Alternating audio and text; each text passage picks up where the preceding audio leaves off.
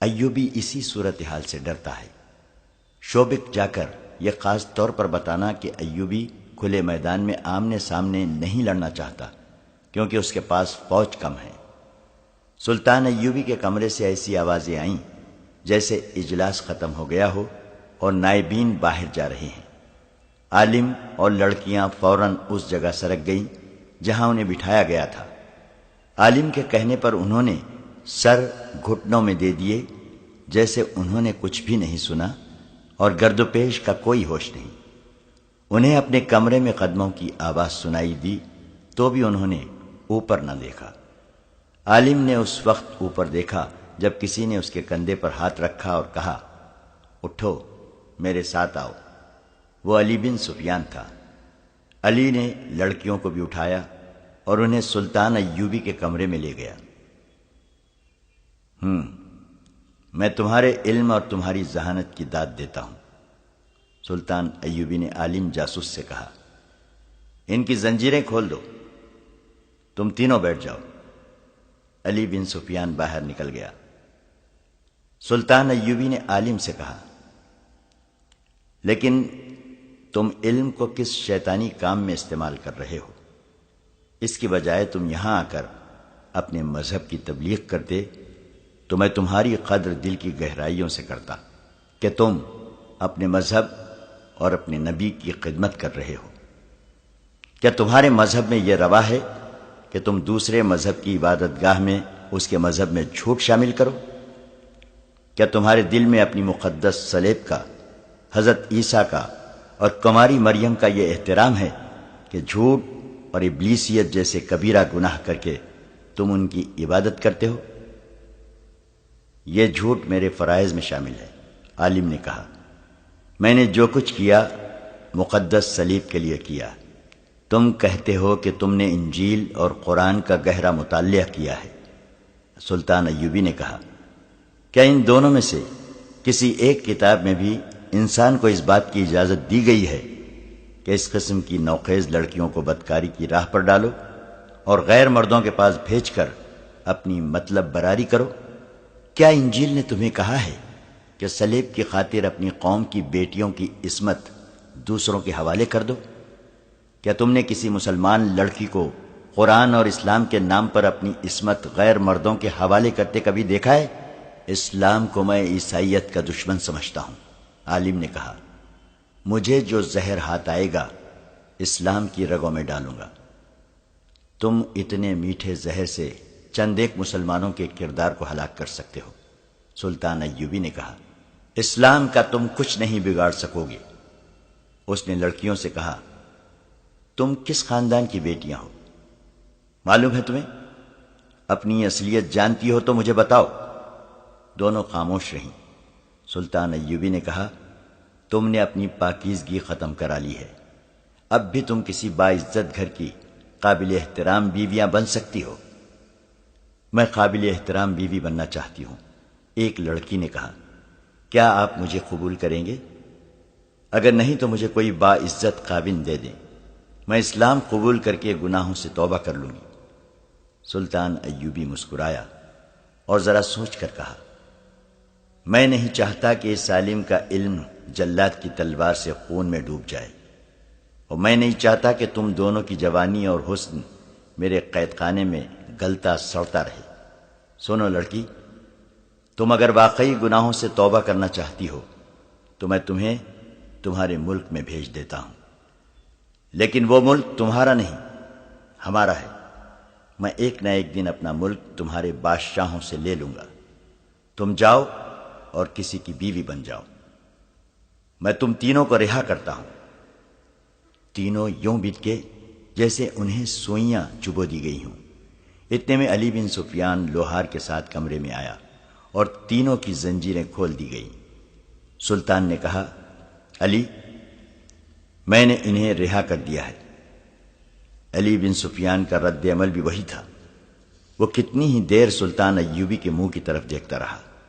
سلطان نے کہا، انہیں 3 اونٹ دو اور 4 مسلح محافظ ساتھ بھیج دو جو گھوڑ سوار ہوں، نہایت ذہین اور دلیر محافظ جو انہیں شوبک کے قلعے میں چھوڑ کر واپس آ جائیں۔ راستے کے لیے سامان ساتھ دو اور آج ہی انہیں روانہ کر دو۔ اس نے عالم سے کہا، وہاں جا کر یہ غلط فہمی نہ پھیلا دینا کہ صلاح الدین ایوبی جاسوسوں کو بخش دیا کرتا ہے۔ میں انہیں دانے کی طرح چکی میں پیس پیس کر مارا کرتا ہوں۔ تمہیں صرف اس لیے رہا کر رہا ہوں کہ تم عالم ہو۔ تمہیں موقع دے رہا ہوں کہ علم کا روشن پہلو دیکھو، تمہاری نجات اسی میں ہے۔ سورج ابھی غروب نہیں ہوا تھا جب انہیں اونٹوں پر سوار کر کے 4 محافظوں کے ساتھ روانہ کر دیا گیا۔ محافظ خاص طور پر منتخب کیے گئے تھے۔ اس انتخاب کی 2 وجوہات تھیں، ایک یہ کہ راستے میں ڈاکوؤں کا خطرہ تھا، دوسری وجہ یہ کہ انہیں صلیبی کمانڈروں کے سامنے جانا تھا۔ وہ خوبرو اور وجیح تھے۔ اونٹ اور گھوڑے بھی نہایت اچھی قسم کے بھیجے گئے تھے، مگر سب حیران تھے کہ سلطان ایوبی نے یہ فیاضی کیوں کی۔ دشمن کو بخش دینا اس کا شیوا نہیں تھا۔ علی بن سفیان نے اس سے پوچھا تو اس نے اتنا ہی کہا، علی، میں نے تمہیں کہا تھا کہ میں ایک جوا کھیلنا چاہتا ہوں۔ اگر میں بازی ہار گیا تو صرف اتنا ہی نقصان ہوگا جو میں پہلے ہی اٹھا چکا ہوں کہ دشمن کے 3 جاسوس میرے ہاتھ سے نکل گئے ہیں۔ اس سے زیادہ کوئی نقصان نہیں ہوگا۔ علی بن سفیان نے اس جوے کی وضاحت چاہی، لیکن سلطان ایوبی نے اسی بات پر بات ختم کر دی کہ وقت آنے پر بتاؤں گا۔ باقی سب تو حیران تھے، مگر رہا ہونے والے خوشی سے باولے ہوئے جا رہے تھے۔ خوشی صرف رہائی کی نہیں تھی، اصل خوشی اس راز کی تھی جو وہ اپنے ساتھ لے جا رہے تھے۔ وہ قاہرہ شہر سے دور نکل گئے تھے۔ ان کے اونٹ پہلو ب پہلو جا رہے تھے، 2 محافظ آگے تھے اور 2 پیچھے۔ عالم نے ان سے پوچھا تھا کہ وہ ان کی زبان سمجھتے ہیں؟ چاروں اپنی زبان کے سوا اور کوئی زبان نہیں جانتے تھے۔ عالم اور لڑکیاں ان کی زبان بڑی روانی سے بولتی تھیں، یہ انہیں خاص طور پر سکھائی گئی تھی۔ عالم نے لڑکیوں سے اپنی زبان میں کہا، خدائے یسوع مسیح نے معجزہ دکھایا ہے۔ اس سے ظاہر ہوتا ہے کہ اسے ہمارے ساتھ پیار ہے اور اسے ہماری فتح منظور ہے۔ یہ سچے مذہب کی نشانی ہے۔ صلاح الدین ایوبی اور علی بن سفیان جیسے داناؤں کو خدا نے عقل کا ایسا اندھا کیا ہے کہ انتہائی خطرناک راز ہمارے کانوں میں ڈال کر ہمیں رہا کر دیا ہے۔ ہم اپنی فوج کو ان کا سارا منصوبہ سنائیں گے اور ہماری فوج ایوبی کو صحرا میں گھیر کر ختم کر دے گی۔ اسے کرت تک پہنچنے کی مہلت ہی نہیں ملے گی۔ مجھے امید ہے کہ ہمارے کمانڈر جنگ کو حملے تک محدود نہیں رکھیں گے۔ وہ مصر پر ضرور چڑھائی کریں گے۔ مصر فوجوں سے خالی ہوگا۔ یہ فتح بڑی آسان ہوگی۔ آپ عالم ہیں، تجربے کار ہیں، ایک لڑکی نے کہا، مگر آپ جسے معجزہ کہہ رہے ہیں وہ مجھے قطرہ دکھائی دے رہا ہے۔ قطرہ یہ 4 محافظ ہیں۔ کہیں آگے جا کر یہ ہمیں قتل کر کے واپس چلے جائیں گے؟ سلطان صلاح الدین ایوبی نے ہمارے ساتھ مذاق کیا ہے۔ جلاد کے حوالے کرنے کے بجائے ہمیں ان کے حوالے کر دیا ہے۔ یہ ہمیں جی بھر کے خراب کریں گے اور قتل کر دیں گے، اور ہم نہتے ہیں۔ عالم نے یوں کہا جیسے اس کے ذہن سے خوش فہمیاں نکل گئی ہوں۔ اس نے کہا، تم نے جو کہا ہے وہ درست ہو سکتا ہے۔ کوئی حکمران اپنے دشمن کے جاسوس کو بخش نہیں سکتا، اور مسلمان اس قدر جنس پرست ہیں کہ تم جیسی حسین لڑکیوں کو چھوڑ نہیں سکتے۔ ہمیں راتوں کو چوکنا رہنا پڑے گا۔ دوسری لڑکی نے کہا، اگر رات کو یہ سو جائیں تو انہی کے ہتھیاروں سے ختم کر دیا جائے۔ ذرا ہمت کی ضرورت ہے۔ ہمیں یہ ہمت کرنی پڑے گی۔ عالم نے کہا، یہ کام آج ہی رات ہو جائے تو اچھا ہے، صبح تک ہم بہت دور نکل جائیں گے۔ 2 محافظ آگے اور 2 پیچھے اپنی گپ شپ لگاتے چلے جا رہے تھے۔ ان کے انداز سے ظاہر ہوتا تھا جیسے انہیں معلوم ہی نہیں کہ وہ اتنی دلکش لڑکیاں ان کی تحویل میں ہیں۔ سورج غروب ہو رہا تھا۔ ایک نے عالم سے کہا کہ ہم ابھی رکیں گے نہیں، رات کا پہلا پہر چلتے گزاریں گے۔ وہ چلتے گئے اور صحرا کی رات تاریک ہوتی گئی۔ عالم اور لڑکیاں اونٹوں کو قریب کر کے محافظوں کے قتل کا منصوبہ بنا رہی تھیں۔ بہت دیر بعد ایک سرسبز سی جگہ آ گئی۔ محافظ رک گئے اور وہیں پڑاؤ کیا۔ انہوں نے کھانے کے لیے جاسوسوں کو سامان دیا اور پھر سونے کی تیاری کرنے لگے۔ جاسوسوں نے دیکھا کہ 3 محافظ لیٹ گئے تھے اور ایک ٹہل رہا تھا۔ عالم لڑکیوں کے ساتھ محافظوں سے کچھ دور لیٹا۔ ان تینوں کی نظر محافظوں پر تھی۔ وہ چوتھے محافظ کو دیکھتے رہے۔ وہ پڑاؤ کے ارد گرد ٹہلتا رہا۔ ایک کھٹکا سا ہوا اور وہ دوڑ کر ادھر گیا اور اچھی طرح دیکھ بھال کر کے آ گیا۔ تقریباً 2 گھنٹے گزر گئے۔ اس نے اپنے ایک اور ساتھی کو جگایا اور خود اس کی جگہ لیٹ گیا۔ جو جاگا تھا وہ پڑاؤ کے ارد گرد ٹہلنے لگا۔ کبھی جانوروں کے پاس جا کر انہیں دیکھتا اور کبھی سوئے ہوئے انسانوں کو دیکھتا۔ عالم نے لڑکیوں سے کہا، ہم کامیاب نہیں ہو سکیں گے، یہ کمبخت پہرا دے رہے ہیں، جو ہوگا ہو کے رہے گا، سو جاؤ۔ اور وہ سو گئے۔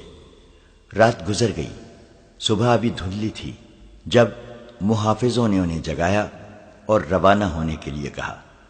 تھوڑی دیر بعد وہ پھر اسی ترتیب سے چلے جا رہے تھے جس میں ایک روز پہلے تھے۔ 3 اونٹ پہلو بپہلو، 2 محافظ آگے اور 2 اونٹوں کے پیچھے۔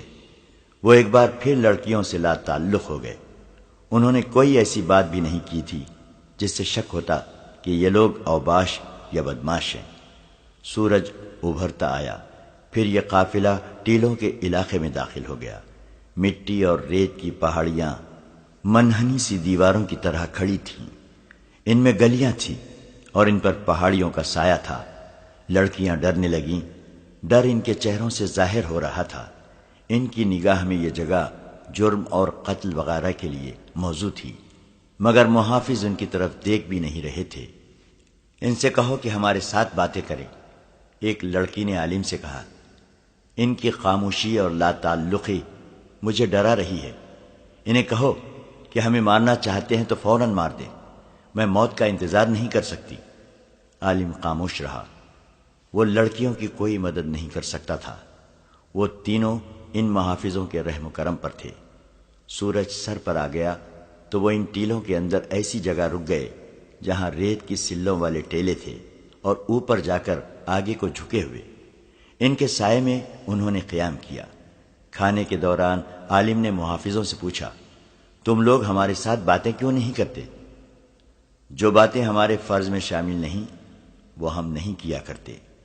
محافظوں کے کمانڈر نے جواب دیا اور پوچھا، اگر تم لوگ کوئی خاص بات کرنا چاہتے ہو تو ہم سنیں گے اور جواب دیں گے۔ کیا تمہیں معلوم ہے کہ ہم کون ہیں؟ عالم نے پوچھا۔ تم تینوں جاسوس ہو، محافظ نے جواب دیا۔ یہ لڑکیاں بدکار ہیں، یہ ان آدمیوں کے استعمال کے لیے ہیں جنہیں تم لوگ ہمارے خلاف استعمال کرنا چاہتے ہو۔ امیر مصر صلاح الدین ایوبی، اللہ اس کے نیک ارادوں میں برکت دے، اس نے تمہیں معلوم نہیں کیوں بخش دیا ہے۔ ہمیں حکم ملا ہے کہ تمہیں قلعے شوبک میں چھوڑ آئیں۔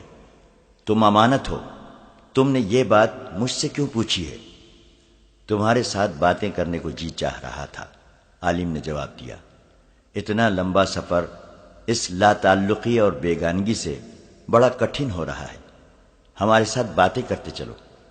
ہم سفر ہیں، محافظ نے کہا، لیکن ہماری منزلیں جدا ہیں، 2 روز بعد ہم جدا ہو جائیں گے۔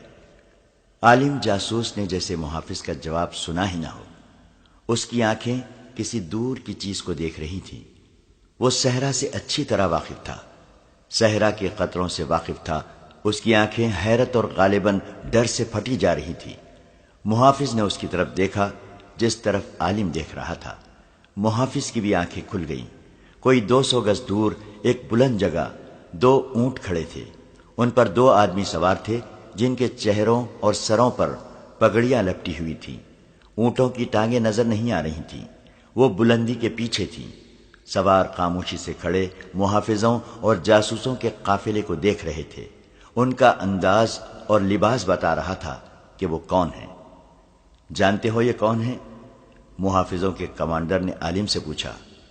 صحرائی ڈاکو، عالم نے جواب دیا۔ معلوم نہیں کتنے ہوں گے، دیکھا جائے گا، محافظ نے کہا۔ اس نے اٹھتے ہوئے اپنے ایک ساتھی سے کہا، میرے ساتھ آؤ۔ وہ دونوں گھوڑوں پر سوار ہو کر ڈاکوؤں کی طرف چلے گئے۔ ان کے پاس تلواروں کے علاوہ برچھیاں بھی تھیں۔ انہیں اپنی طرف آتا دیکھ کر شتر سوار بلندی کے پیچھے غائب ہو گئے۔ دو محافظ جو پیچھے رہ گئے تھے قریب کے ٹیلے پر چڑھ گئے۔ عالم نے لڑکیوں سے کہا، میرا خیال ہے تمہارا خدشہ صحیح ثابت ہو رہا ہے، یہ ڈاکو نہیں، یہ صلاح الدین ایوبی کے بھیجے ہوئے آدمی معلوم ہوتے ہیں، ورنہ یہ محافظ اتنی دلیری سے ان کی طرف نہ چلے جاتے۔ ایوبی تم دونوں کو بہت زیادہ ذلیل کرانا چاہتا ہے، میرے لیے تو موت لکھی ہوئی ہے، تمہیں بڑی خوفناک سزا دی جائے گی۔ اس کا مطلب یہ ہے کہ ہم آزاد نہیں، ایک لڑکی نے کہا۔ ہم ابھی تک قیدی ہیں، یہی معلوم ہوتا ہے، دوسری لڑکی نے کہا۔ دونوں محافظ واپس آ گئے، ان کے ساتھی اور جاسوس ان کے ارد گرد جمع ہو گئے۔ محافظوں کا کمانڈر جس کا نام حدید تھا انہیں بتانے لگا، وہ صحرائی قزاق ہیں، ہم ان سے مل آئے ہیں، ان کی تعداد معلوم نہیں ہو سکی، یہ دونوں جو ہمیں دیکھ رہے تھے کہتے ہیں کہ صبح سے ہمارا پیچھا کر رہے ہیں۔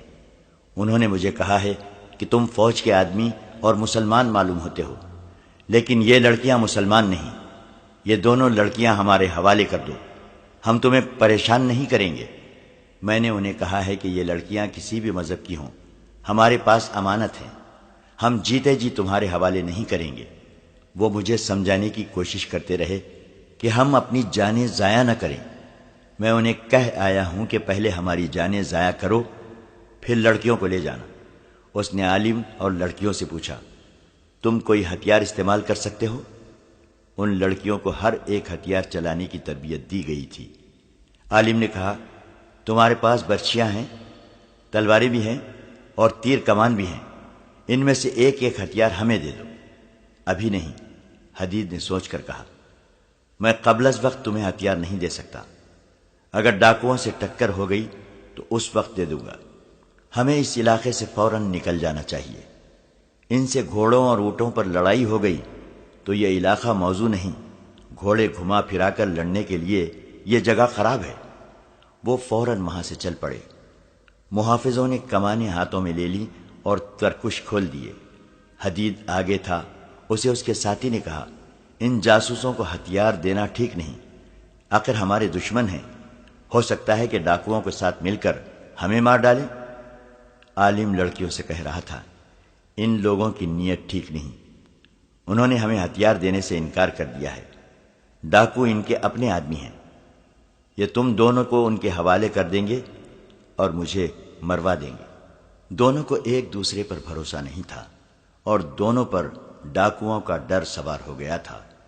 حدید نے اپنے محافظوں سے کہہ دیا تھا کہ کوئی نقاب پوش نظر آئے تو مجھے بتائے بغیر اس پر تیر چلا دو، ان کے ساتھ ٹکر ضرور ہوگی، دیکھنا یہ ہے کہ کب ہوگی اور کہاں ہوگی۔ وہ تیز رفتاری سے چلتے گئے۔ گھوڑوں اور اونٹوں کو آرام، چارہ اور پانی ملتا رہا تھا، اس لیے تھکن کا ان پر کوئی اثر نہیں تھا۔ ٹیلوں کا علاقہ بہت دور چلا گیا تھا، کئی جگہوں پر یہ قافلہ اونچے ٹیلوں کے درمیان آ جاتا تھا۔ حدید کو ڈر یہ تھا کہ ڈاکو اوپر سے تیر نہ برسا دیں۔ اس نے گھوڑوں کو ایڑ لگانے کو کہا اور جاسوسوں سے کہا کہ وہ بھی اونٹوں کو گھوڑوں کی رفتار پر کر لیں اور اوپر کو دیکھتے رہیں۔ وہ اس علاقے سے نکل گئے، کوئی ڈاکو نظر نہیں آیا۔ سورج نیچے جانے لگا تھا۔ ایک بار دور دو اونٹ اسی سمت پر جاتے نظر آئے جدھر یہ قافلہ جا رہا تھا۔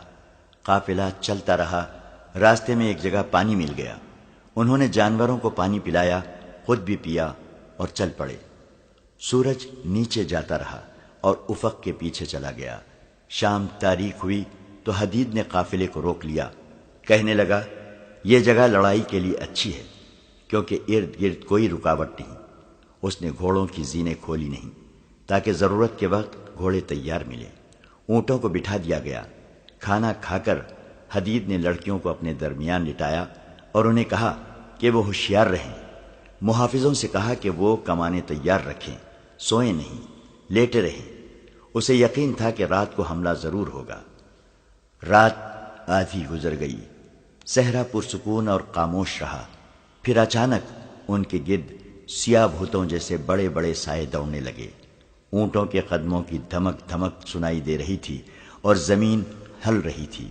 اونٹوں کی تعداد 10 سے زیادہ معلوم ہوتی تھی۔ ان پر ایک ایک سوار تھا۔ وہ محافظوں وغیرہ کو دہشت زدہ کرنے کے لیے ان کے ارد گرد اونٹوں کو دوڑا رہے تھے۔ 3-4 چکر پورے کر کے ایک نے للکارا، لڑکیاں ہمارے حوالے کر دو، تم سے کچھ اور لیے بغیر ہم چلے جائیں گے۔ اس کے جواب میں حدید نے لیٹے لیٹے پہلا تیر چلایا۔ جسے تیر لگا اس کی بڑی زور کی آواز سنائی دی۔ دوسرے محافظوں نے بھی لیٹے لیٹے ایک ایک تیر چلایا۔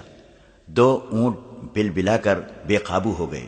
حدید نے لڑکیوں سے کہا، بھاگنا نہیں، ہمارے ساتھ رہنا۔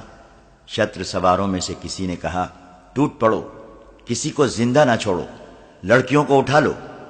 صحرا کی رات اتنی شفاف ہوتی ہے کہ چاندنی نہ ہو تو بھی کچھ دور تک نظر آ جاتا ہے۔ شتر سوار اونٹوں سے کود آئے، پھر تلواریں اور برچھیاں ٹکرانے کا اور دونوں فریقوں کی للکار کا شور رات کا جگر چاک کرنے لگا۔ کسی کو ایک دوسرے کا ہوش نہ رہا۔ حدید اور محافظ نے لڑکیوں کو اس طرح اپنے درمیان کر لیا تھا کہ محافظوں کی پیٹیں لڑکیوں کی طرف تھیں۔ لڑکیوں نے کئی بار کہا کہ ہمیں بھی کچھ دو۔ حدید نے کہا، میری تلوار نکال لو۔ وہ خود برچھی سے لڑ رہا تھا۔ ایک لڑکی نے اس کی نیام سے تلوار نکال لی اور دونوں محافظوں کے درمیان سے نکل گئی۔ حدید نے اس سے کہا، ہم سے جدا نہ ہونا لڑکی۔ ڈاکوؤں کو زیادہ حلہ لڑکیوں پر تھا۔ عالم کی کوئی آواز نہ سنائی دی۔ یہ معرکہ بہت دیر لڑا جاتا رہا۔ آدمی بکھرتے چلے گئے۔ محافظ ایک دوسرے کو پکارتے رہے، پھر ان کی پکار ختم ہو گئی۔ معرکے کا شور بھی کم ہوتا گیا۔ حدید نے اپنے ساتھیوں کو پکارا لیکن اسے کوئی جواب نہیں مل رہا تھا۔ اسے ایک لڑکی کی آواز سنائی دی۔ وہ اسے پکار رہی تھی۔ اس کے ساتھ ہی ایک گھوڑے کی سرپٹ دوڑنے کی آواز سنائی دی۔ حدید سمجھ گیا کہ کوئی ڈاکو ایک لڑکی کو اونٹ کی بجائے کسی محافظ کے گھوڑے پر ڈال کر لے گیا ہے۔ وہ دوڑ کر ایک گھوڑے تک پہنچا۔ زین کسی ہوئی تھی۔ وہ گھوڑے پر سوار ہوا اور بھاگنے والے گھوڑے کے ٹاپوں کی آوازوں پر تعاقب میں گیا۔ دوسری لڑکی کے متعلق اسے معلوم نہ تھا کہ کہاں ہے۔ اس نے گھوڑے کو ایڑ لگائی۔ صحرا میں کوئی رکاوٹ، کوئی ندی نالا نہیں تھا۔ گھوڑا ہوا سے باتیں کرنے لگا۔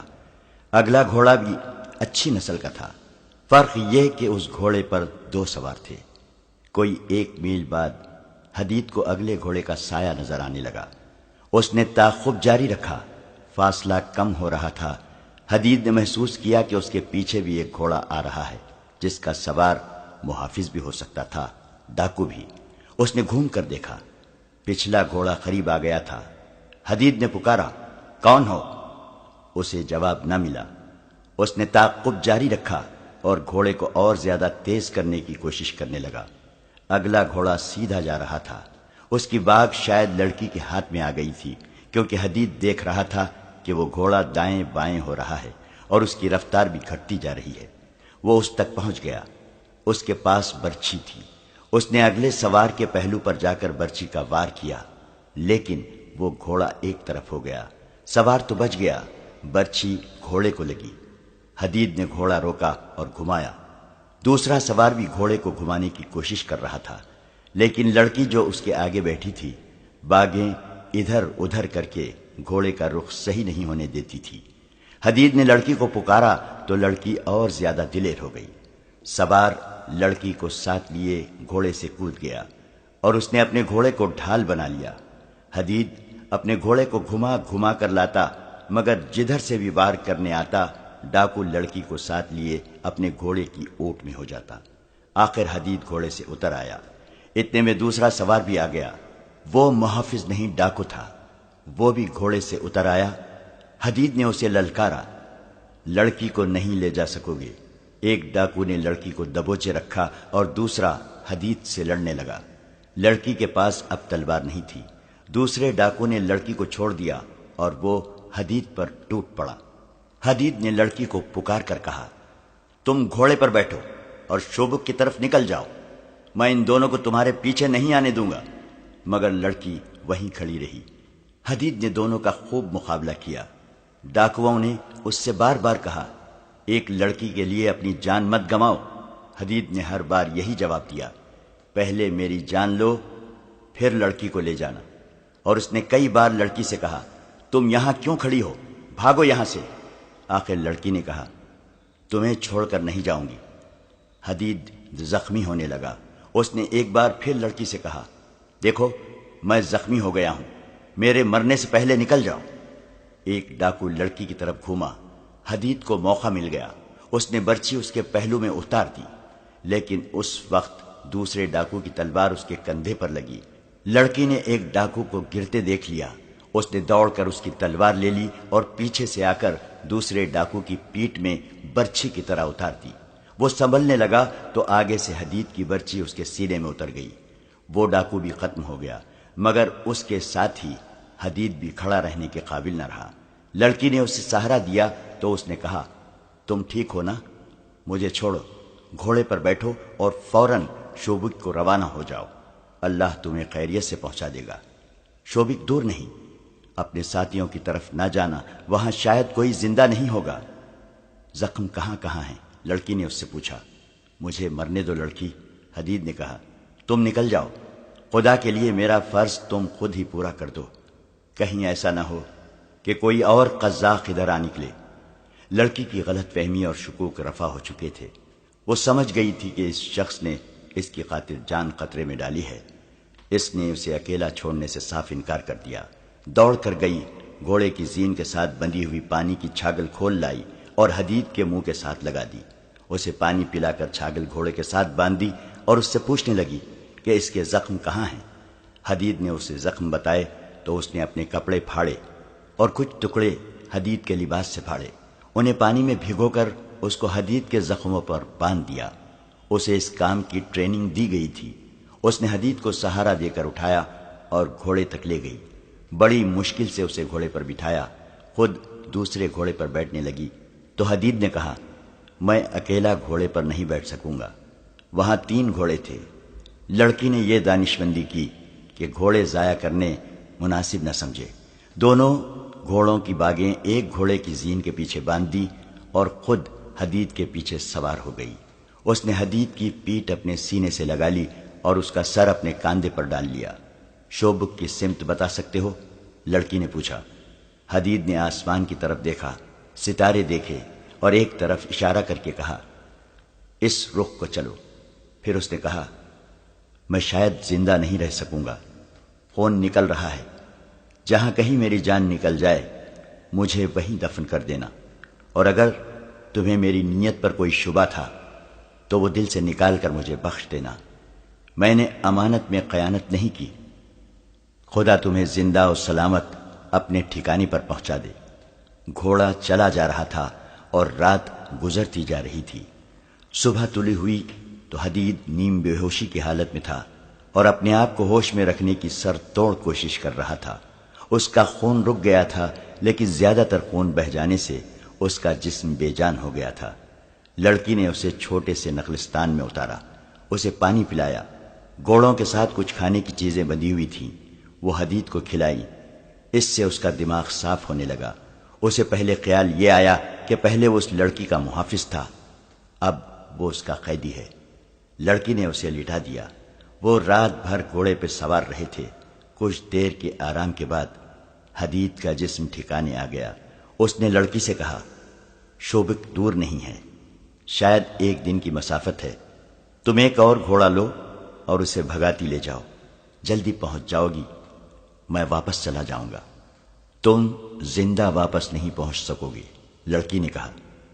اگر یہیں سے واپس جانا ہے تو مجھے ساتھ لے چلو، تم نے مجھے اکیلا نہیں چھوڑا، میں بھی تمہیں اکیلا نہیں چھوڑوں گی۔ میں مرد ہوں، حدید نے کہا، میرا دل نہیں مان رہا ہے کہ ایک لڑکی میری حفاظت کرے، اس سے بہتر ہے کہ میں مر جاؤں۔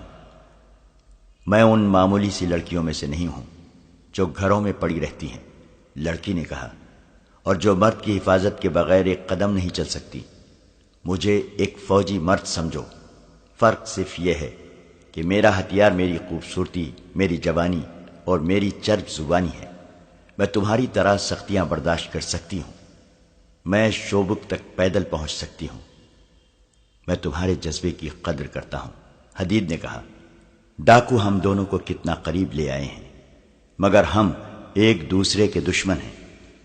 تم میرے ملک کی بنیادیں ہلانے کی کوشش کر رہی ہو اور ایک دن میں تمہارے ملک پر حملہ کرنے آؤں گا، لیکن اس وقت میری دوستی قبول کر لو۔ لڑکی نے کہا، دشمنی کی باتیں اس وقت سوچیں گے جب تم تندرست ہو کر اپنے ملک میں چلے جاؤ گے۔ اس نے حدید کی گردن کے نیچے بازو کر کے اسے اٹھایا۔ حدید اب اٹھ سکتا تھا۔ وہ اٹھا اور آہستہ آہستہ چلتا گھوڑے تک پہنچ گیا۔ لڑکی نے اس کا پاؤں اٹھا کر رکاب میں رکھا اور اسے سہارا دے کر گھوڑے پر سوار کر دیا۔ لڑکی بھی اسی گھوڑے پر سوار ہونے لگی تو حدید نے ہاتھ آگے کر کے اسے روک دیا اور کہا، تم اب دوسرے گھوڑے پر بیٹھو، میں اکیلا سواری کر سکوں گا۔ اس کے باوجود میں اسی گھوڑے پر بیٹھوں گی۔ لڑکی نے کہا، تمہیں اپنے ساتھ لگائے رکھوں گی۔ حدید کی ضد کے باوجود لڑکی اس کے پیچھے سوار ہو گئی اور جب ایک بازو اس کے سینے پر رکھ کر اسے اپنے ساتھ لگانے لگی تو حدید نے مزاحمت کرتے ہوئے کہا، مجھے ذرا اپنے سہارے بیٹھنے دو۔ لڑکی نے اسے زبردستی اپنے ساتھ لگا کر اس کا سر اپنے کندھے پر ڈال لیا۔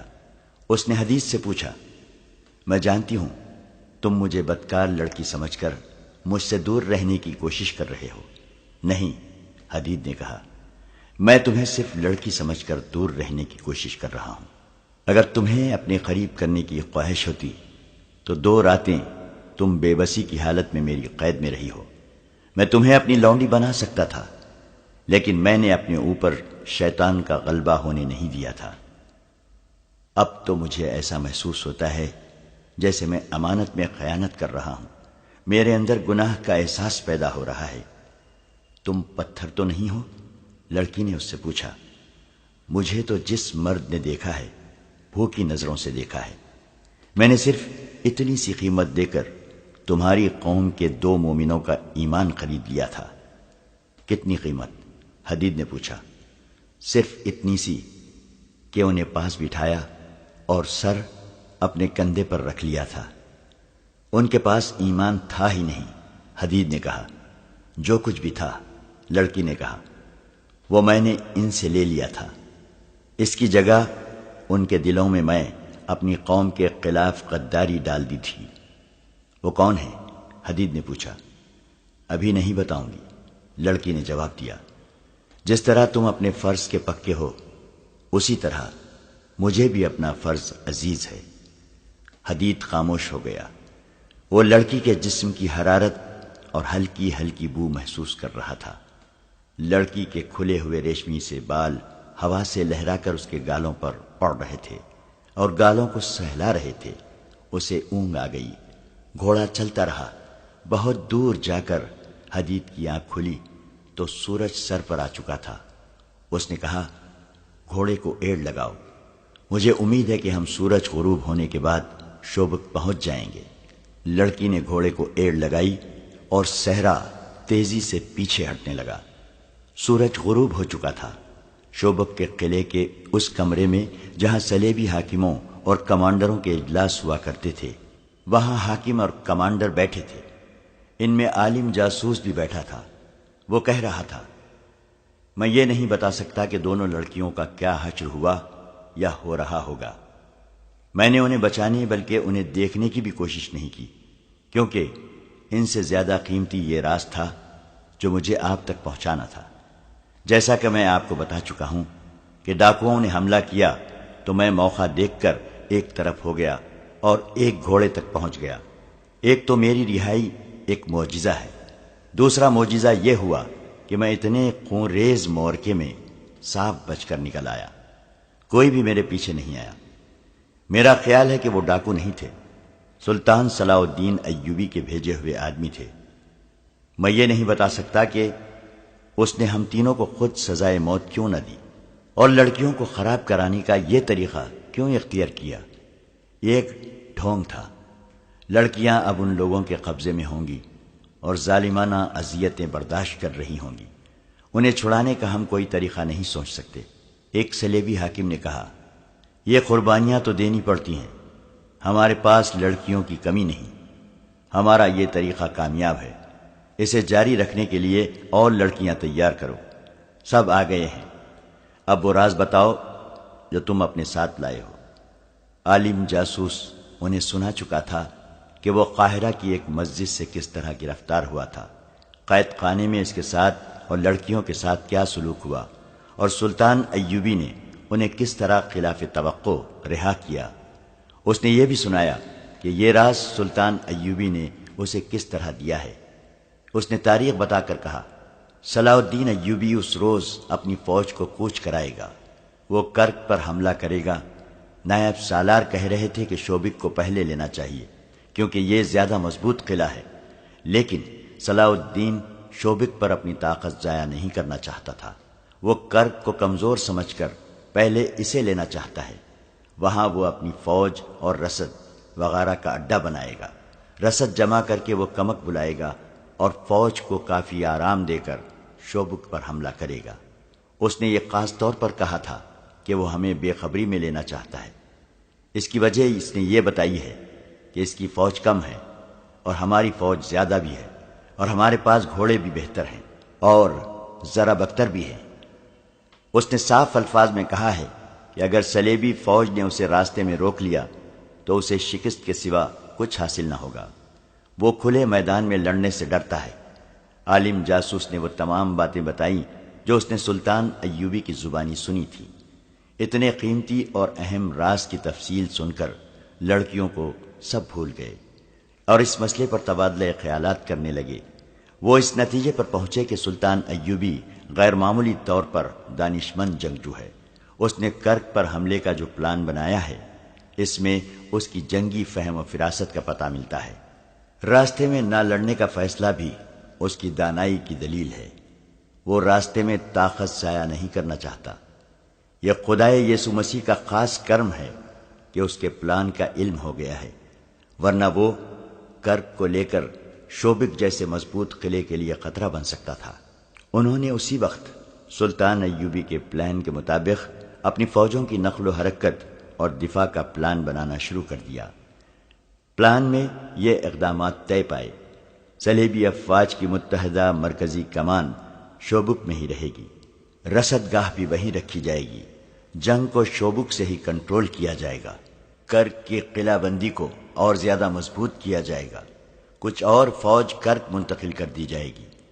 ایوبی کو کرک سے دور اس کی اپنی سرحد کے اندر کسی دشوار گزار علاقے میں روکا جائے گا۔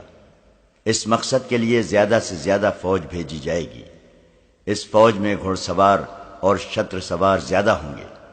کوشش کی جائے گی کہ ایوب کی فوج کو گھیرے میں لے لیا جائے۔ پانی کے چشموں پر پہلے سے قبضہ کر لیا جائے گا۔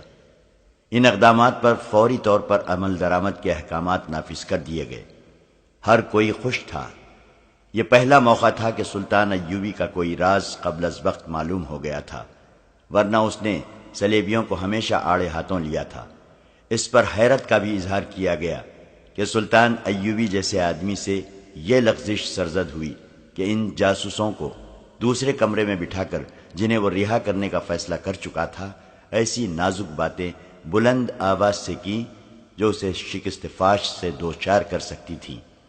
انہوں نے ایک اہتمام یہ بھی کیا کہ فرانس کی فوج جو وہاں سے بہت دور تھی، یہ پیغام بھیج دیا کہ فلاں دن سے پہلے پہلے ایسے مقام پر پہنچ جائے جہاں نور الدین زنگی کی بھیجی ہوئی کمک کو روکا جا سکے۔ اتنے میں ایک صلیبی افسر اندر آیا اور انٹیلیجنس کے سربراہ کے کان میں کچھ کہا۔ اس سربراہ نے سب کو بتایا کہ ان دو میں سے ایک لڑکی جو ڈاکوؤں کے گھیرے میں آ گئی تھی ابھی ابھی آئی ہے۔ اطلاع ملی ہے کہ اس کے ساتھ ایک زخمی مسلمان محافظ ہے۔ عالم جاسوس سب سے پہلے کمرے سے نکل گیا۔ اس کے پیچھے دوسرے لوگ بھی باہر چلے گئے۔ حدید کو لڑکی نے برآمدے میں لٹا دیا تھا اور خود اس کے پاس بیٹھی تھی۔ گھوڑے کی اتنی لمبی سواری اور تیز رفتاری نے حدید کے زخم کھول دیے تھے۔ اس کا خون جو صبح بند ہو گیا تھا پھر بہنے لگا تھا اور اس پر غشی طاری ہوئی جا رہی تھی۔ صلیبی کمانڈروں نے حدید کی طرف کوئی توجہ نہ دی کیونکہ انہیں بتایا گیا تھا کہ ڈاکوؤں کا حملہ ایک ڈھونگ تھا۔ انہوں نے لڑکی کو ہاتھوں ہاتھ لیا اور اسے اندر چلنے کو کہا۔ وہ بڑی قیمتی لڑکی تھی، لیکن اس نے اس وقت تک اندر جانے کا ارادہ ملتوی کر دیا جب تک حدید کی مرہم پٹی نہیں ہو جاتی۔ انٹیلیجنس کا سربراہ ہرمن نام کا جرمن تھا۔ اس نے لڑکی کو پرے لے جا کر کہا، کس سانپ کے بچے کو تم مرہم پٹی کرانا چاہتی ہو؟ یہ تو تمہاری قسمت اچھی تھی کہ بچ کر آ گئی ہو، ورنہ یہ درندے تمہیں ان وحشیوں کے حوالے کرنا چاہتے تھے جو ڈاکو بن کر آئے تھے۔ یہ جھوٹ ہے، لڑکی نے جھنجھلا کر کہا۔ پہلے ہمیں بھی یہی شک تھا، لیکن اس شخص نے میرے سارے شکوک رفع کر دیے ہیں۔ اس نے 2 ڈاکوؤں کو ہلاک کر کے مجھے بچایا ہے۔ اس نے ہرمن کو سارا واقعہ سنا دیا اور یہ بھی بتایا کہ یہ شخص اسے بار بار کہتا تھا کہ مجھے یہیں مرنے دو اور تم چلی جاؤ۔ صلیبیوں کے دلوں میں مسلمانوں کے خلاف نفرت اتنی گہری اتری ہوئی تھی کہ اتنے زیادہ افسروں میں سے کسی ایک نے بھی نہیں کہا کہ اس زخمی کی مرہم پٹی کرو۔ عالم جاسوس تک اس کی طرف توجہ نہ کی۔ لڑکی ان کے ساتھ اندر نہیں جا رہی تھی۔ آخر کسی نے کہا کہ زخمی کو کمرے میں لے چلو اور فوراً مرہم پٹی کرو۔ اسے اٹھوا کر لے گئے اور لڑکی اپنے افسروں کے ساتھ چلی گئی۔ اسے کہا گیا کہ وہ بیان کرے کہ کس طرح زندہ بچی ہے۔ اس نے پوری تفصیل سنا دی۔ اس دوران اس کے لیے وہیں کھانا اور شراب آ گئی۔ اس نے کہا، اگر زخمی کو کھانا کھلایا جا چکا ہے تو میں کھاؤں گی، میں ذرا اسے دیکھ آؤں۔ وہ جانے کے لیے اٹھی۔ ذرا ٹھہرو لوزینہ، ہرمن نے اسے بڑے رعب سے کہا، تم دوسری بار سلیب کی فوج کے احکامات کی خلاف ورزی کر رہی ہو۔ پہلے تمہیں اندر چلنے کو کہا گیا تو تم نے یہ کہہ کر انکار کر دیا کہ پہلے زخمی کو اٹھاؤ۔ اب تم بلا اجازت اور بدتمیزی سے باہر جا رہی ہو۔ یہ سب صلیبی فوج کے اعلیٰ حکام ہیں اور یہاں 2 صلیبی حکمران بھی بیٹھے ہیں۔ جانتی ہو اس حکم عدولی اور بدتمیزی کی کیا سزا ہے؟ 10 سال سزائے قید۔ اور جب تم یہ حکم عدولی دشمن کے ایک معمولی سے عہدیدار کی خاطر کر رہی ہو تو تمہیں سزائے موت بھی دی جا سکتی ہے۔ کیا صلیبی حکمران اور کمانڈر اس انسان کو اس کا صلہ نہیں دیں گے کہ اس نے ایک ان کی تجربے کار جاسوسہ کی جان اپنی جان خطرے میں ڈال کر بچائی ہے؟ لڑکی نے کہا، میں جانتی ہوں کہ وہ میرے دشمن کی فوج کا عہدیدار ہے، لیکن میں اسے دشمن اس وقت کہوں گی جب وہ اپنی فوج میں واپس چلا جائے گا۔ دشمن ہر حال میں ہر جگہ دشمن ہے۔ ایک صلیبی کمانڈر نے چلا کر کہا، فلسطین میں ہم نے کتنے مسلمانوں کو زندہ رہنے دیا ہے، ان کی نسل ہم کیوں ختم کر رہے ہیں؟ اس لیے کہ وہ ہمارے دشمن ہیں، بلکہ اس لیے کہ وہ ہمارے مذہب کے دشمن ہیں۔ دنیا پر صرف صلیب کی حکمرانی ہوگی۔ ایک زخمی مسلمان ہمارے لیے کوئی حیثیت نہیں رکھتا۔ بیٹھ جاؤ۔ لڑکی بیٹھ گئی۔ اس کی آنکھوں میں آنسو آ گئے۔ اگلی صبح سے شوبک میں ایک نئی سرگرمی شروع ہو گئی۔ یہ فوجی نوعیت کی سرگرمی تھی۔ شوبک شہر کے لوگ اس سرگرمی سے بے نیاز اپنے کام کاج میں مصروف ہوتے جا رہے تھے۔ قلعے سے فوجیں نکل رہی تھیں، سامان بھی ادھر ادھر کیا جا رہا تھا۔ باہر سے آنے والی فوج کی عارضی خیمہ گاہ کے لیے جگہ خالی کی جا رہی تھی۔ رسد اکٹھی کرنے کے لیے اونٹوں کی قطاریں آ رہی تھیں۔ فوجی ہیڈ کوارٹر میں بھی بھاگ دوڑ تھی۔ یہ ساری تیاری صلاح الدین ایوبی کا حملہ روکنے کے لیے کی جا رہی تھی، اور ان احکامات پر عمل درآمد شروع ہو گیا تھا جو گزشتہ رات کے پلان کے مطابق دیے گئے تھے۔ ہر ایک افسر اس افراتفری میں مصروف تھا۔ چند ایک بڑے افسر کرک روانہ ہو گئے تھے۔ صرف ایک لڑکی تھی جو اس سرگرمی اور بھاگ دوڑ سے لا تعلق تھی۔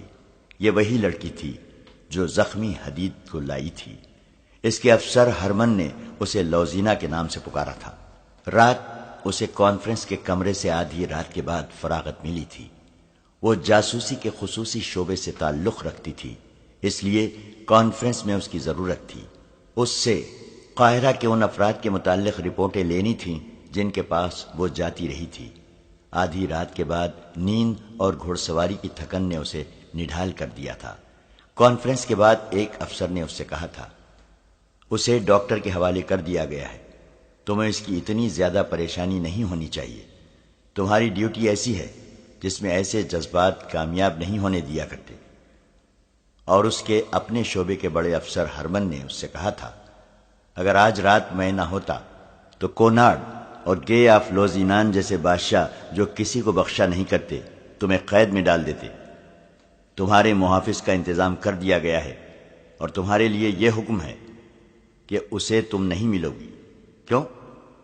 لوزینہ نے حیرت اور مایوسی سے پوچھا، کیا میں اس کا شکریہ بھی ادا نہ کر سکوں گی؟ نہیں، ہرمن نے کہا، کیونکہ وہ دشمن کا فوجی ہے تم اپنا شعبہ جانتی ہو کیا ہے؟ ہم تمہیں اس سے ملنے کی اجازت نہیں دے سکتے، یہ تو تمہارے فن اور فرض کا تقاضا ہے۔ میں یہ بھی دیکھ رہا ہوں کہ اس کے ساتھ تمہاری جذباتی وابستگی ہو گئی ہے۔ تمہیں دشمن کے ساتھ ایسی وابستگی کی اجازت نہیں دی جا سکتی۔ آپ مجھے صرف اتنا سا یقین دلا دیں کہ اس کی مرہم پٹی ہو گئی ہے، لوزینہ نے کہا، اور اسے صحیح و سلامت واپس بھیج دیا جائے گا۔ لوزینہ، ہرمن نے جھنجھلا کر کہا، میں تمہیں یقین دلاتا ہوں کہ تمہاری یہ خواہش پوری کر دی جائے گی۔ اور سنو، تم بڑے مشکل اور خطرناک مشن سے واپس آئی ہو، اور تمہارا سفر زیادہ خطرناک تھا۔ تمہیں آرام کے لیے 10 دن چھٹی دی جاتی ہے، مکمل آرام کرو۔ یہ باتیں رات کو ہوئی تھیں۔ وہ اپنے کمرے میں چلی گئی تھی۔ جاسوس لڑکیوں کی رہائش ہائی کمان کے ہیڈ کوارٹر سے بہت دور تھی۔ اس جیسی اعلیٰ درجے کی جاسوس لڑکیاں نہایت اچھے کمروں میں رہتی تھیں، جہاں انہیں شہزادیوں جیسی سہولتیں اور عیاشی میسر تھی۔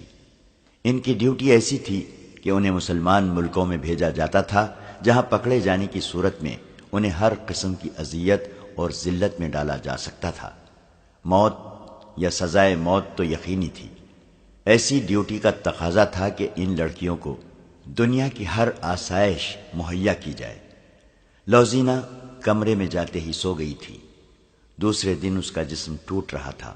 وہ اٹھنا نہیں چاہتی تھی، لیکن وہ اٹھی اور ناشتہ کر کے باہر نکلی۔ اس کے ساتھ والے کمروں کی لڑکیاں آ گئیں۔ وہ اس سے قاہرہ کی باتیں سننا چاہتی تھیں۔ اس نے بہت ہی مختصر سی بات سنا کر انہیں ٹال دیا اور ہسپتال کی طرف چل پڑی۔ وہ تھوڑی ہی دور گئی تھی کہ اس کی ایک ساتھی لڑکی جو اس کی ہمراہ سہیلی بھی تھی پیچھے سے جا ملی اور پوچھا، لوزی، کہاں جا رہی ہو اور تم پریشان ہو؟ یہ تھکن کا اثر ہے یا کوئی خاص واقعہ ہو گیا ہے؟ تمہیں چھٹی نہیں ملی؟ چھٹی مل گئی ہے، اس نے جواب دیا۔ ایک خاص واقعہ ہو گیا ہے جس نے مجھے پریشان کر دیا ہے۔ وہ سہیلی کو ساتھ لیے ایک درخت کے نیچے جا بیٹھی اور اسے تمام واقعہ سنا دیا۔ اسے اپنے افسروں نے جو دھمکیاں دی تھیں وہ بھی سنائیں، اور اس نے کہا، میں حدیث سے ملنا چاہتی ہوں۔ مجھے ڈر ہے کہ اس کی مرہم پٹی نہیں ہوئی ہے اور اسے شہر سے نکال دیا گیا ہے، یا اسے مرنے کے لیے کسی کوٹری میں بند کر دیا گیا ہے۔ تم نے بتایا ہے کہ تمہیں اس سے ملنے سے منع کر دیا گیا ہے۔ سہیلی نے اسے مشورہ دیا، یہ خطرہ مول نہ لو۔ تم اگر پکڑی گئی تو تم جانتی ہو کہ سزا کیا ہے۔ اس شخص کے لیے میں سزائے موت بھی قبول کر لوں گی، لوزینہ نے کہا۔ میں تمہیں سنا چکی ہوں کہ اس نے میری خاطر اپنی جان خطرے میں ڈالی ہے۔ میری جان کو تو کوئی خطرہ بھی نہ تھا۔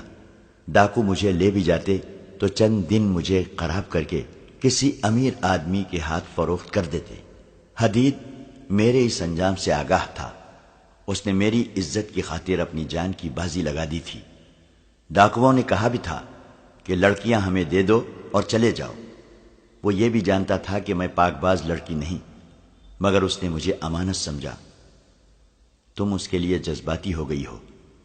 ہاں، لوزینہ نے جواب دیا۔ میں جذبات کا اظہار ہرمن کے آگے نہیں کر سکتی تھی، اپنا دل تمہارے آگے رکھ سکتی ہوں۔ تم میری سہیلی ہو اور عورت کا دل رکھتی ہو۔ ہماری زندگی کیا ہے؟ ہمیں خوبصورت خنجر اور میٹھا زہر ہیں۔ ہمارا جسم مرد کی تفریح اور فریب کے لیے استعمال ہوتا ہے۔ میں نے یہ باتیں پہلے کبھی نہیں سوچی تھی۔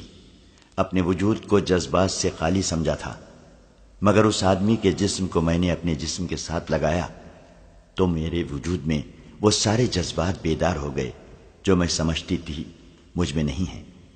میں ایک ہی بار ماں، بہن، بیٹی اور کسی کو چاہنے والی لڑکی بن گئی۔ یہ شاید اس کا اثر تھا کہ اپنے آپ کو میں بادشاہوں کے دلوں پر حکمرانی کرنے والی شہزادی سمجھتی تھی۔ مجھ میں اتنی تخریب کاری ڈالی گئی ہے کہ جابر حکمرانوں کو بھی انگلیوں پر نچا سکتی ہوں، مگر ڈاکوؤں نے مجھے بکنے والی چیز بنا دیا۔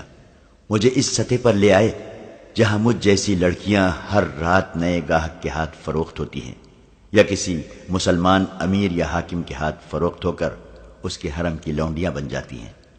اس آدمی نے، جس کا نام حدید ہے، مجھے اس سطح سے اوپر اٹھا لیا۔ اس سے پہلے میں اس کی قیدی تھی اس نے مجھے اس قابل بھی نہیں سمجھا کہ مجھے تفریح کا ذریعہ بناتا۔ وہ ایسا کر سکتا تھا۔ اس نے مجھے نظر انداز کیا، پھر اس نے جب میری عزت کو بچانے کے لیے اپنا جسم کٹوا لیا تو میں نے بے قابو ہو کر اسے اپنے سینے سے لگا لیا اور اس سطح کی لڑکی بن گئی جس سے مجھے گرا دیا گیا ہے۔ مجھے صلاح الدین ایوبی کی بات یاد آئی۔ اس نے مجھے کہا تھا کہ تم کسی باعزت آدمی کے ساتھ شادی کیوں نہیں کر لیتی؟ میں نے دل میں کہا تھا کہ یہ مسلمان احمق ہے۔ میں اب محسوس کر رہی ہوں کہ ہمارے دشمن نے کتنی عظیم بات کہی تھی۔ میں تمہیں صاف بتا دیتی ہوں کہ میں اب جاسوسی نہیں کر سکوں گی۔ میرے دماغ میں بچپن سے جو سبق ڈالے گئے تھے وہ صحرا کی خوفناک رات نے، ڈاکوؤں کے قطرے نے اور حدید کے جسم کی حرارت اور اس کے خون کی بو نے زائل کر دیے ہیں۔ تم اتنی لمبی بات نہ کرتی تو بھی میں جان گئی تھی کہ تم کیا محسوس کر رہی ہو، اس کی سہیلی نے کہا، لیکن میں حقیقت سے آگاہ کرنا ضروری سمجھتی ہوں۔ اسے چلے جانا ہے، تم اس کے ساتھ نہیں جا سکو گی۔ وہ اگر یہاں تکلیف میں ہے تو حکم ہے کہ تم اسے مل نہیں سکتی۔ اگر پکڑی گئی تو اپنے ساتھ اسے بھی مرواؤ گی۔ تو تم میری مدد کرو۔ لوزینہ نے منت کی، یہ معلوم کرو کہ وہ کہاں ہے۔ مجھے صرف یہ معلوم ہو جائے کہ وہ ٹھیک ہے اور تندرستی کی حالت میں چلا گیا ہے تو میرے دل کو چین آ جائے گا۔ ہاں، سہیلی نے کہا، میں یہ کام کر سکتی ہوں۔ تم کمرے میں چلی جاؤ۔ وہ کمرے میں چلی گئی اور اس کی سہیلی کسی اور طرف نکل گئی۔ قاہرہ میں بھی فوجوں میں بہت سرگرمی تھی۔ فوج کو جنگی مشقیں کرائی جا رہی تھیں۔ چند ایک دستے الگ کر لیے گئے تھے۔ انہیں شبخوں مارنے، تھوڑی تعداد میں دشمن کی کئی گنا زیادہ نفری پر حملہ کرنے اور ضرب لگاؤ اور بھاگو کی مشقیں اس طرح کرائی جا رہی تھیں کہ رات کو بھی دستے چھاؤنی سے باہر رہتے تھے۔ سلطان ایوبی ذاتی طور پر یہ مشقیں دیکھتا تھا۔ وہ تیسرے چوتھے روز اعلیٰ کمانڈروں اور دستوں کے کمانداروں تک کو لیکچر دیتا تھا اور انہیں نقشوں اور خاکوں کی مدد سے جنگی چالیں سکھاتا تھا۔ اس نے اس ٹریننگ کا بنیادی اصول یہ رکھا تھا کہ کم تعداد سے دشمن کا زیادہ نقصان کرنا ہے، ہتھیار سے زیادہ عقل کو استعمال کرنا، آمنے سامنے کے مورکے سے گریز، سامنے سے حملہ نہ کرنا، 10-12 آدمیوں کے شبخوں سے اتنا نقصان کرنا جتنا 100 آدمی دن کے وقت دو بدو مورکے میں کر سکتے ہیں۔ اس کے علاوہ وہ دشمن کے کسی قلعے یا شہر کو لمبے محاصرے میں رکھنے کے طریقے بتاتا، قلعوں کی دیواروں میں نقب لگانے کا سبق دیتا تھا۔ اس نے تمام اونٹوں، گھوڑوں اور خچروں کا معائنہ کر لیا تھا۔ کمزور یا عمر خوردہ جانوروں کو اس نے الگ کر دیا تھا۔ حملے کی تاریخ طے ہو چکی تھی۔ سلطان ایوبی نے فلسطین کی فتح کا جو منصوبہ بنایا تھا، اس کے پہلے مرحلے میں کامیابی سے داخل ہونے کی تیاری زور و شور سے کر رہا تھا۔ ادھر اسے راستے میں ہی روکنے کے اہتمام پورے ہو رہے تھے۔ دونوں فوجوں کی تیاریاں ایسی تھیں جیسے ایک دوسری کو ہمیشہ کے لیے ختم کر دیں گی۔ صلیبیوں کی تیاریوں کا دائرہ شوبک سے کرک تک مصر کی سرحدوں تک تھا۔ وہ اس وسیع دائرے کو سلطان ایوبی کے لیے ایسا پھندا بنا رہے تھے جس میں سے اس کے لیے ساری عمر نکلنے کا کوئی امکان نظر نہ آتا تھا۔ ان کی تیاریاں سلطان ایوبی کے اس منصوبے کی روشنی میں ہو رہی تھیں جو ان تک قبل از وقت پہنچ گیا تھا۔ ان وسیع تیاریوں کے اندر شوبک میں ایک سرگرمی اور بھی تھی جس کا تعلق جنگ سے نہیں جذبات سے تھا، اور یہ ایک خفیہ سرگرمی تھی۔ لوزینہ اپنے کمرے میں پڑی حدید کے لیے بے قرار ہو رہی تھی اور اس کی سہیلی 2 روز سے حدید کو ڈھونڈ رہی تھی۔ وہ افسروں کے ہسپتال میں بھی نہیں تھا اور وہ سپاہیوں کے ہسپتال میں بھی نہیں تھا۔ وہ جاسوس لڑکی تھی، بڑے بڑے افسر بھی اس کی عزت کرتے تھے۔ لوزینہ کو اور ہر جاسوس لڑکی کو وہاں یہی اہمیت حاصل تھی۔ اس کے باوجود یہ سہیلی جس سے بھی پوچھتی کہ لوزینہ کے ساتھ جو زخمی مسلمان آیا تھا وہ کہاں ہے، تو اسے یہی ایک جواب ملتا، میں نے تو اسے نہیں دیکھا۔ تیسرے دن ایک افسر نے اسے رازداری سے بتایا کہ اس کی مرہم پٹی کر دی گئی تھی اور اسے مسلمانوں کے کیمپ میں بھیج دیا گیا تھا۔ سہیلی نے جب یہ خبر لوزینہ کو سنائی تو اس پر سکتہ طاری ہو گیا۔ مسلمانوں کا کیمپ ایک خوفناک جگہ تھی۔ اس میں پہلی جنگوں کے مسلمان قیدی بھی تھے، اور وہ مسلمان بھی جنہیں کسی جرم کے بغیر صلیبیوں نے اپنے مقبوضہ علاقوں سے پکڑا تھا۔ یہ مسلمان زیادہ تر ان قافلوں میں سے پکڑے جاتے تھے جنہیں صلیبی لوٹتے تھے۔ یہ کیمپ قید خانہ نہیں تھا، نہ یہ جنگی قیدی کیمپ کہلاتا تھا۔ یہ ایک بیگار کیمپ تھا جس پر کوئی ایسا کڑا پہرا نہ تھا جیسا قید خانوں میں ہوتا ہے۔ ان بدنصیب قیدیوں کا کوئی باقاعدہ ریکارڈ بھی نہ تھا۔ یہ لوگ مویشی بنا دیے گئے تھے، جہاں ضرورت ہوتی ان میں سے بہت سے آدمی ہانک کر لے جائے جاتے اور ان سے کام لیا جاتا تھا۔ انہیں خوراک صرف اتنی سی دی جاتی ہے کہ جس سے وہ زندہ رہ سکتے تھے۔ وہ خیموں میں رہتے تھے۔ ان میں جو بیمار پڑ جاتا اس کا علاج اسی صورت میں کیا جاتا تھا کہ بیماری معمولی ہو۔ اگر بیماری فوراً زور پکڑ لے تو اسے زہر دے کر مار دیا جاتا تھا۔ یہ بدنصیب مسلمانوں کا ایک گروہ تھا جو صرف اس جرم کی سزا بھگت رہے تھے کہ وہ مسلمان ہیں۔ سلطان ایوبی کو ان کے جاسوسوں نے اس بیگار کیمپ کے متعلق خبریں دے رکھی تھیں۔ حدید کو بھی کیمپ میں بھیج دیا گیا تھا۔ لوزینہ کے لیے حکم تھا کہ اسے نہ ملے۔ ہربن کو شک ہو گیا تھا کہ یہ ایک جذباتی وابستگی ہے، لیکن لوزینہ نے اس حکم کو قبول نہیں کیا تھا۔ اس نے جب سنا کہ حدید مسلمانوں کے کیمپ میں ہے تو اس نے سہیلی سے کہا کہ وہ اسے آزاد کرائے گی۔ سہیلی نے اس کی جذباتی حالت دیکھ کر مدد کا وعدہ کیا اور دونوں نے پلان بنا لیا۔ وہ اسی وقت شہر میں گئی اور ایک پرائیویٹ ڈاکٹر سے ملی۔ اس سے کہا کہ وہ ایک زخمی کو لا رہی ہے جس کا علاج اسے اس شرط پر کرنا پڑے گا کہ وہ اس کے متعلق کسی کو کچھ نہ بتائے۔ ڈاکٹر نے اس رازداری کی وجہ پوچھی تو لوزینہ نے کہا وہ ایک قریب سا مسلمان ہے جس نے میرے خاندان کی بہت خدمت کی ہے۔ وہ کہیں لڑائی جھگڑے میں زخمی ہو گیا ہے، اس کے پلے کچھ بھی نہیں، اس لیے کوئی ڈاکٹر اس کا علاج نہیں کرتا۔ چونکہ یہاں تمام ڈاکٹر عیسائی ہیں اس لیے وہ کسی مسلمان کا علاج بلا اجرت نہیں کرتے۔ رازداری کی دوسری وجہ یہ ہے کہ اگر شہر کے منتظم تک یہ خبر پہنچ گئی کہ ان مسلمانوں میں لڑائی جھگڑا ہوا ہے تو وہ اسی کو بہانہ بنا کر انہیں مسلمانوں کے کیمپ میں بھیج دے گا۔ انہیں تو بہانہ چاہیے۔ میں اس آدمی کو اس کی خدمت اور ایثار کا صلہ دینا چاہتی ہوں جو اس نے میرے خاندان کے لیے کیا ہے۔ میں اسے رات کے وقت لاؤں گی۔ بتائیے آپ کتنی اجرت لیں گے؟ میں رازداری کی بھی اجرت دوں گی۔ اس دوران ڈاکٹر اسے سر سے پاؤں تک دیکھتا رہا۔ لوزینہ نے اسے یہ نہیں بتایا تھا کہ وہ کون ہے، یہی بتایا تھا کہ وہ ایک معزز گھرانے کی لڑکی ہے۔ لڑکی کا غیر معمولی حسن دیکھ کر ڈاکٹر جو اجرت لینا چاہتا تھا اسے وہ زبان پر نہیں لا رہا تھا۔ لوزینہ اس میدان اور اس فن کی ماہر تھی۔ وہ مردوں کی نظریں پہچانتی تھی۔ اس نے اپنے فن کو استعمال کیا تو ڈاکٹر موم ہو گیا۔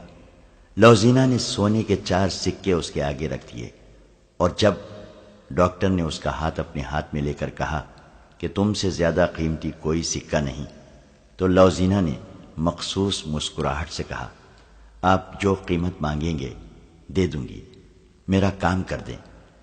ڈاکٹر یہ تو سمجھ گیا کہ معاملہ خطرناک اور پراسرار معلوم ہوتا ہے، لیکن لوزینہ کو دیکھ کر اس نے خطرہ قبول کر لیا اور کہا لے آؤ، آج رات کل رات جب چاہو لے آؤ، اگر میں سویا ہوا ہوں تو مجھے جگا لینا۔ اس نے ایک ہاتھ میں سونے کے سکے اور دوسرے ہاتھ میں لوزینہ کا ہاتھ پکڑ لیا۔ اس مہم کا سب سے زیادہ نازک اور پرخطر مسئلہ تو یہ تھا کہ حدید کو کیمپ سے نکالا کس طرح جائے۔ رات کو وہاں پہرا برائے نام ہوتا تھا۔ ان بدنصیب قیدیوں میں بھاگنے کی سکتی نہیں تھی۔ صبح سورج نکلنے سے پہلے انہیں مشقت پر لگایا جاتا اور سورج غروب ہونے کے بعد کیمپ میں لایا جاتا۔ ان کی تعداد 1500 کے لگ بھگ تھی۔ لوزینہ کی سہیلی نے کیمپ کے متعلق کچھ معلومات حاصل کر لی، جن میں ایک یہ بھی تھی کہ زخمی اور بیمار قیدیوں کو معمولی سی ایک ڈسپنسری میں ہر روز بھیجا جاتا ہے۔ ان کے ساتھ صرف ایک پہرے دار ہوتا ہے۔ دوسرے دن لوزینہ اپنی سہیلی کے ساتھ وہاں پہنچ گئی جہاں مریض قیدیوں کو لے جایا جاتا تھا۔ اسے زیادہ انتظار نہ کرنا پڑا۔ 25-30 مریضوں کی ایک پارٹی نہایت آہستہ آہستہ چلتی آ رہی تھی، اور پہرے دار ہاتھ میں لاٹھی لیے انہیں مویشیوں کی طرح ہانکتا لا رہا تھا جو تیز نہیں چل سکتے تھے۔ انہیں وہ لاٹھی سے دھکیل دھکیل کر لا رہا تھا۔ دونوں لڑکیاں آگے چلی گئیں۔ ان کا انداز ایسا تھا جیسے تماشا دیکھ رہی ہوں۔ جب مریضوں کا ٹولہ ان کے قریب سے گزر رہا تھا تو وہ ہر ایک کو دیکھنے لگی۔ اچانک لوزینہ کو دھچکا لگا۔ حدید اسے قہر بھری نظروں سے دیکھ رہا تھا۔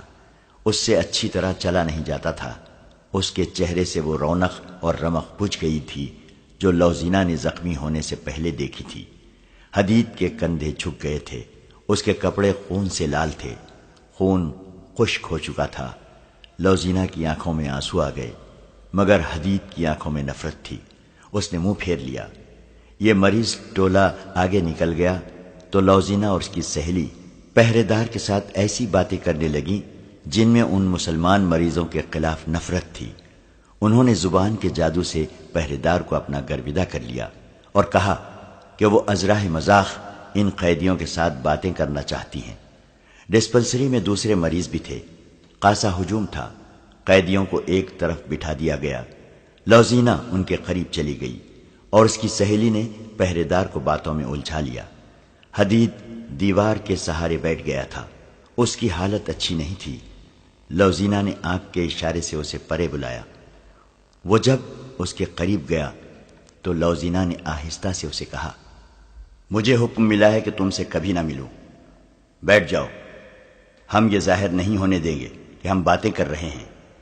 میں لعنت بھیجتا ہوں تم پر اور تمہارے حکم دینے والوں پر۔ حدید نے نحیف سی اور غضبناک آواز میں کہا، میں نے تمہیں کسی سلے کے لالچ میں ڈاکوؤں سے نہیں بچایا تھا۔ وہ میرا فرض تھا۔ کیا تم فرض ادا کرنے والوں کے ساتھ یہ سلوک کرتے ہو؟ چپ رہو حدید، لوزینہ نے رندھائی ہوئی آواز میں کہا۔ یہ باتیں بعد میں ہوں گی۔ مجھے بتاؤ کہ رات تم کس جگہ ہوتے ہو؟ آج رات تمہیں وہاں سے نکلنا ہے۔ حدید اس سے بات بھی نہیں کرنا چاہتا تھا۔ لوزینہ نے اسے آنسوؤں سے اور بڑی مشکل سے یقین دلایا کہ وہ اسے دھوکہ نہیں دے رہی ہے۔ حدید نے بتایا کہ وہ رات کو جہاں سوتا ہے وہاں سے نکلنا مشکل نہیں، لیکن نکل کر وہ جائے گا کہاں؟ انہوں نے جلدی جلدی میں فرار کا منصوبہ بنایا۔ مسلمانوں کا کیمپ ایسی نیند سویا ہوا تھا جیسے یہ لاشوں کی بستی ہو۔ پہرے دار بھی سو گئے تھے۔ یہاں سے کبھی کوئی بھاگا نہیں تھا۔ بھاگ کر کوئی جاتا بھی کہاں؟ اس کے علاوہ پہرے داروں کو یہ بھی معلوم تھا کہ کوئی ایک آدھ بھاگ بھی گیا تو کون جواب طلبی کرے گا۔ رات کا پہلا پہر ختم ہو رہا تھا۔ پھٹے پرانی ایک خیمے سے ایک آدمی پیٹ کے بل رینگتا ہوا خیموں کی اوٹ میں وہاں تک چلا گیا جہاں اسے کوئی پہرے دار نہیں دکھائی دے سکتا تھا۔ آگے اسے اندھیرے میں بھی کھجور کا درخت نظر آنے لگا جہاں تک اسے پہنچنا تھا۔ ایک سایہ سر سے پاؤں تک موٹے کپڑے میں لپٹا ہوا کھڑا ہوا تھا۔ رینگنے والا اٹھ کھڑا ہوا اور کھجور کے تنے تک پہنچ گیا۔ وہ حدید تھا۔ لوزینہ اس کی منتظر تھی۔ تیز چل سکو گے؟ لوزینہ نے پوچھا۔ کوشش کروں گا، حدید نے جواب دیا۔ وہ کیمپ سے دور نکل گئے۔ آگے وسیع علاقہ غیر آباد تھا۔ مشکل یہ تھی کہ حدید تیز نہیں چل سکتا تھا۔